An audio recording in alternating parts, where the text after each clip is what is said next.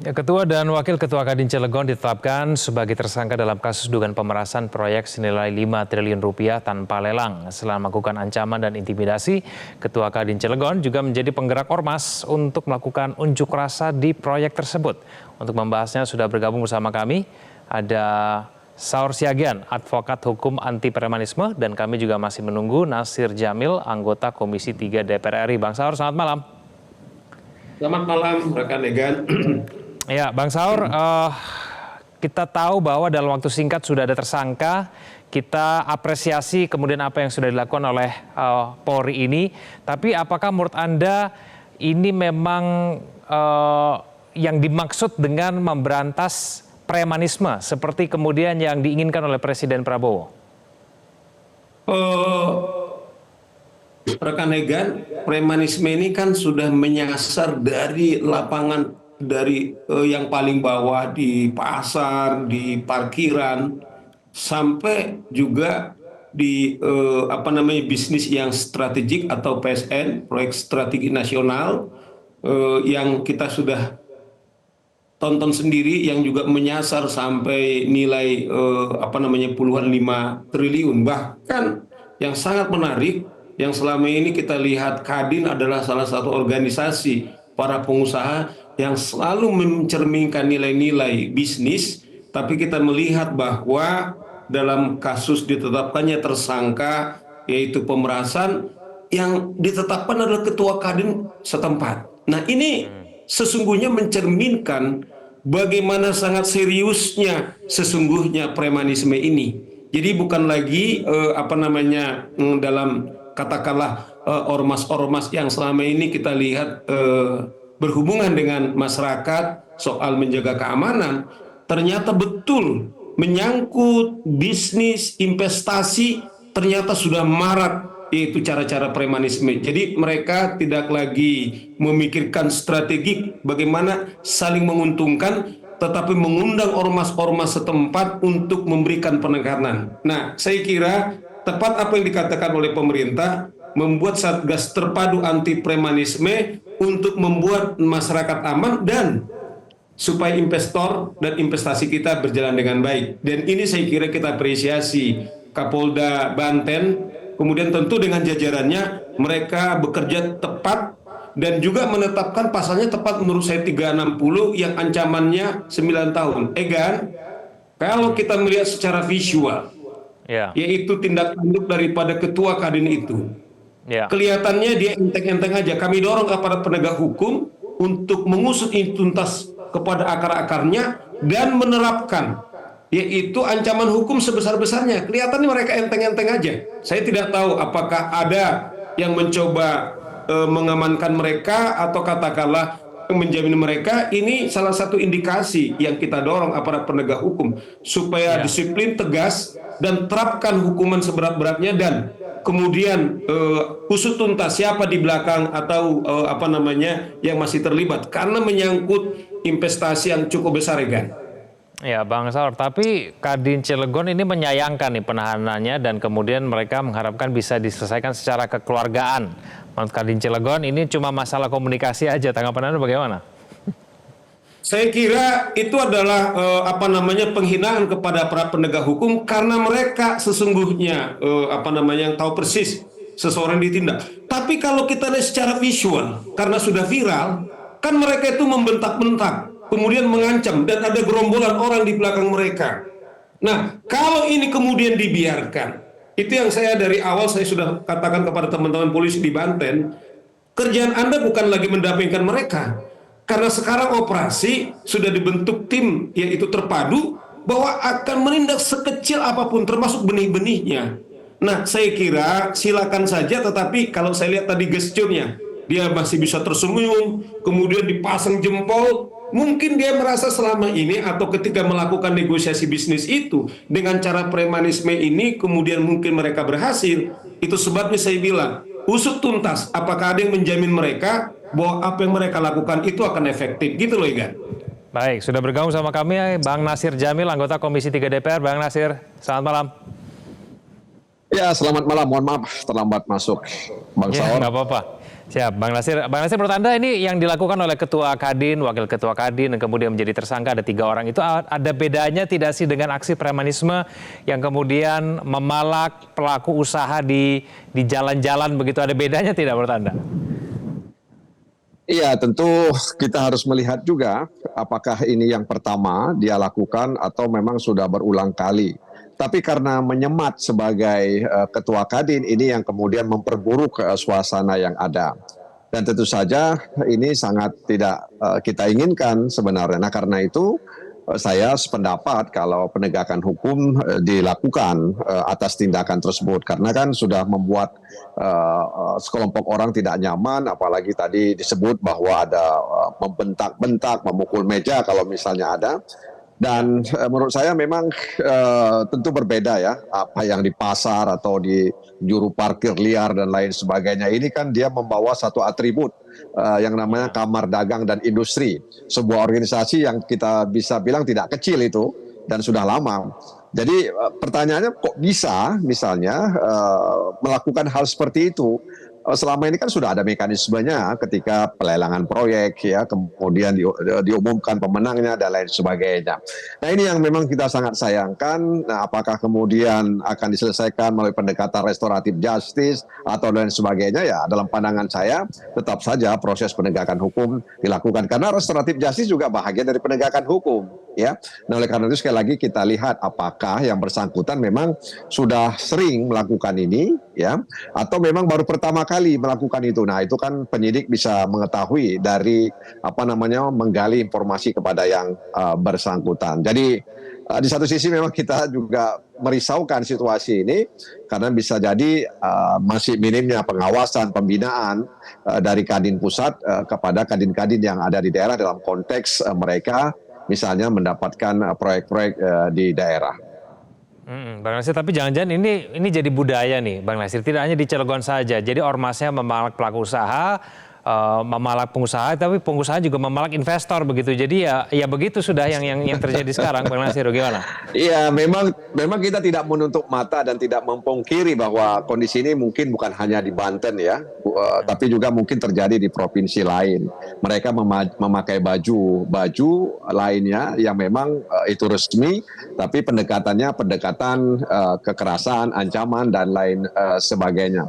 Nah, ini yang harus diluruskan dan seperti yang kata Bang Saur tadi bahwa Kapolri sendiri sudah punya tekad ya untuk memberantas katakanlah aksi-aksi premanisme. Ya, premanisme itu kan suatu budaya yang menggunakan pendekatan kekerasan ya, mengancam, menodong dan lain sebagainya. Bisa saja hari ini tidak menodong dengan pisau, tidak menodong dengan senjata, tapi menodong dengan kata-kata gitu ya. Menodong dengan kata-kata yang kata-kata itu kemudian berisi ancaman-ancaman dan lain sebagainya. Karena itu karena ini sudah juga viral menjadi konsumsi masyarakat dan juga Kadin barangkali saya pikir juga sudah melihat video itu, sehingga ini perlu dilakukan upaya-upaya pembinaan. Ya, salah satunya adalah penegakan hukum.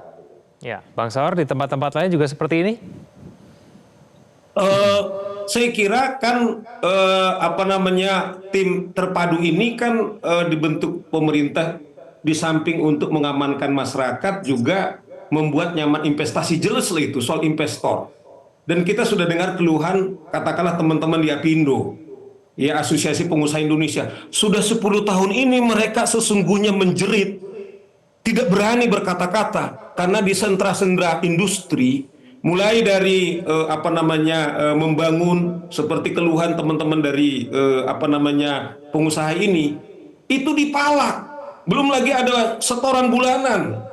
Dan yang sekarang kita lihat misalnya tidak ada lagi cara yang lebih keras dari yang dilakukan oleh Kadin. Maksud saya begini, kalau Kadin saja sudah melakukan cara-cara premanisme seperti ini, organisasi apalagi sesungguhnya tidak melakukan premanisme. Nah, oleh karena itu terlepas katakanlah teman-teman Cilegon pertama, tidak ada unsur pemaafnya. Karena apa? Oh, kita ini sedang operasi loh. Kalau ibarat tentara itu, kita sedang operasi ini. Kalau tentara sedang perang, sekecil apapun kita tidak lagi mau mengambil risiko. Karena apa? Semua investor lari ke negara lain kemudian kita pengangguran 40% karena tidak nyaman investor.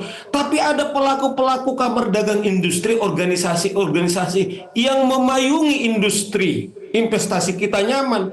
Malah mereka garda depan menyuruh teman-teman yang lain, ormas-ormas untuk melakukan premanisme. Nah, oleh karena itu menurut saya nggak percaya ini hanya ketua di Cilegon. Jangan-jangan ini juga dilindungi oleh teman-temannya di pusat. Saya dorong betul ini Pak Sigit, ketepatan di sini Bang Nasir Komisi 3. Ini yang kami minta kepada Komisi 3 supaya mendorong stakeholder termasuk mitra-mitra Komisi 3, apakah itu aparat penegak hukum dan juga apakah Kumham, bila perlu juga karena tindak-tindakan ini cabut izinnya operasionalnya supaya apa? Ada deterrent efek. Kemudian ada manfaat yang maksimal dari visi pemerintah membuat tim tim terpadu anti premanisme ini ya kan. Tapi itu menurut Anda bisa betul-betul bisa menjamin bahwa perilaku seperti itu tidak akan terjadi lagi, tidak Bang Saur? Saya pikir ini tentu kita ini udah berpuluh tahun, tetapi komitmen Presiden Prabowo secara jelas kemudian memerintahkan kepada aparatnya. Tentu kita juga membangun harapan. Sama dengan kami ini para advokat, tentu kami dibebani kerja-kerja kami. Ada pertanyaan, kenapa sih seorang advokat? Karena ini juga meruntuhkan sendi-sendi kesepakatan kita negara hukum. Kita kemudian ditanya kenapa teman-teman advokat sedemikian gentingnya kejadian, kami sebagai pemilik daulat rakyat dan kita sepakat negara hukum, marilah kita lakukan semua dengan aturan, dengan permainan yang kita sepakati. Kalau dalam bisnis Anda mungkin punya proposal, tentu tawaran Anda yang paling katakanlah visible, yang betul-betul win-win di kedua belah pihak, itu yang mungkin yang didemonstrasikan teman-teman Kadin. Selama ini mulai kita kecil mendengarkan Kadin ini sangat legendaris. Tetapi sekarang ini mengapa kita melihat ini bisa terjadi? Nah, kita harapkan dengan upaya maksimal, dengan keras disiplin, ini menurut saya menjadi harapan sehingga penuntasan atau basmi premanisme ini bisa maksimal. Organisasinya juga jangan melindungi anggotanya, tetapi juga ikut bila perlu juga segera dipecat mereka dari keanggotaan dan tidak pernah jadi anggota asosiasi. Ini yang saya kira yang kita harapkan, termasuk misalnya malam ini saya ditemukan Bung Nasir dalam keadaan libur juga mau juga ikut berpartisipasi. Jadi semua kita, pers kemudian tetap mengawal, masyarakat tetap mengawal, kemudian kita tetap berani untuk bersuara, rakyat untuk bersuara, sehingga harapan kita itu tetap bisa maksimal legal. Baik, Bang Nasir, kalau kita cermati di dalam cuplikan ketika diumumkan sebagai tersangka, nah ketiga tersangka ini masih terlihat senyum sumringah, kayaknya santai-santai aja nih Bang Nasir. Ini proses hukum kemudian yang sedang berjalan ini betul-betul bisa memberikan pembuktian tidak bahwa mereka ini betul-betul bersalah, dan kemudian upaya-upaya lain juga kemudian bisa kita yakini bisa memberikan efek jera supaya kemudian tidak diikuti oleh pengusaha-pengusaha ataupun preman-preman yang lain. Yang pertama, Kadin sebagai mitra strategis pemerintah itu kan diharapkan bisa menjaga iklim yang kondusif terhadap investasi. Ya. Yang kedua, peristiwa ini juga seharusnya Kadin di pusat itu mengevaluasi ya anggota-anggotanya yang ada di daerah. Selama ini barangkali tidak terpantau bagaimana situasi dan kondisi serta perilaku anggota-anggota Kadin yang ada di daerah-daerah. Yang ketiga, saya katakan tadi ini kan kekerasan verbal ya. Ada ancaman mungkin atau kekerasan kalimat-kalimat yang disampaikan. Nah, yang keempat juga saya katakan bahwa harus dicari tahu juga kenapa kemudian seorang ketua Kadin misalnya nekat mendatangi dan kemudian dalam tanda kutip memarah-marah, mengancam dan lain sebagainya ya. Itu kan harus harus diketahui juga sehingga kemudian ini juga bisa membuat kita bisa melihat secara objektif ya, apakah selama ini barangkali pengusaha-pengusaha di Banten khususnya di Cilegon tidak mendapatkan kesempatan ya untuk berpartisipasi dalam proyek-proyek pembangunan yang ada di wilayah itu. Nah, ini kan juga harus dilihat juga seperti itu, apakah mereka tidak bisa berpartisipasi karena persyaratan yang tidak memenuhi atau mungkin ada pihak-pihak lain yang terlalu dominan ya untuk mengerjakan pekerjaan-pekerjaan yang ada di wilayah hukum Banten umumnya dan khususnya Cilegon. Jadi apapun ceritanya saya pikir penegakan hukum itu harus dilakukan dan kita lihat nanti bagaimana ujung daripada penegakan hukum ini, apakah nanti misalnya tetap ya dituntut ya karena unsurnya sudah dipenuhi, kemudian diajukan ke kejaksaan lalu kemudian disidangkan di pengadilan, atau ada mekanisme lain ya di luar tadi itu. Tapi sekali lagi ini satu tamparan ya bagi Kadin ya, terutama yang mengurus di pusat dengan kejadian seperti ini. Saya pikir tidak ada kata lain karena tadi dia membawa satu organisasi yang kita bilang tadi tidak kecil ya. Nah, karenanya saya pikir sudah tepat kalau kemudian kepolisian mengambil tindakan dengan menjadikan tersangka mereka ya, tapi tentu kita lihat proses selanjutnya seperti apa. Oke, baik, kita akan tunggu nanti prosesnya akan seperti apa. Bang Nasir, Bang Saur, terima kasih sudah bergabung sama kami. Terima di kasih, Prime Time Kevin. News. Terima kasih, Bang Saur. Selamat malam. Ya. Patrick. Jelajahi cara baru mendapatkan informasi. Download Metro TV Extend sekarang.